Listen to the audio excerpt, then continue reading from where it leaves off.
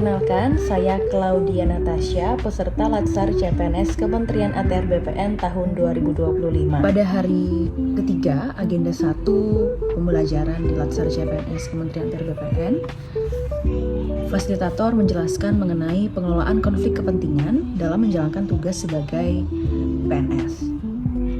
Dijelaskan bahwa konflik kepentingan ini adalah kepentingan pribadi yang mempengaruhi netralitas pengambilan keputusan dalam pekerjaan. Adapun jenis-jenis dari konflik kepentingan yaitu aktual, potensial, dan persepsional. Adapun juga bentuk-bentuk dari konflik kepentingan. Yang pertama ada nepotisme, penyalahgunaan wewenang seperti penerimaan gratifikasi dan perangkapan jabatan, dan masih banyak contoh lainnya. Adapun tugas dan fungsi dari PNS atau ASN yang rentan dengan konflik kepentingan. Yang pertama ada pengadaan barang dan jasa seperti proses rekrutmen dan promosi pegawai, dan ada juga contoh-contoh lainnya. Proses pengelolaan konflik kepentingan yang pertama ada tahap identifikasi, deklarasi, pengendalian, pengawasan, dan apresiasi. Dan dijelaskan bahwa ada konsekuensi dari terjadinya konflik kepentingan. Yang pertama ada menurunnya kepercayaan publik, reputasi pribadi dan instansi, indisipliner, pemberhentian, dan juga hukuman perdata maupun pidana.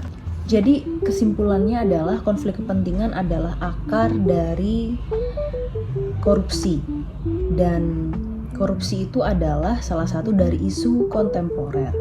Dan kita sebagai PNS yang profesional harus bijak dalam mengambil setiap keputusan dalam pekerjaan dan juga diharapkan tidak terlibat dalam politik praktis. Dan saya rasa saya tidak terlalu ada kendala dalam agenda kali ini karena konflik kepentingan ini sering terjadi dan kita bisa lihat dengan mata kita sendiri bagaimana contoh konkretnya khususnya di lingkungan kerja.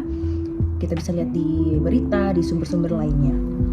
Perasaan saya setelah belajar hari ini sama seperti hari-hari sebelumnya, saya semangat, merasa senang dan bersyukur, apalagi mengenal pengajar dan teman-teman sekelompok saya. Dan saya harap pembelajaran hari ini dapat menjadi bekal bagi kami, khususnya ASN muda, untuk menjadi ASN yang profesional, bertanggung jawab, disiplin, dan juga berintegritas.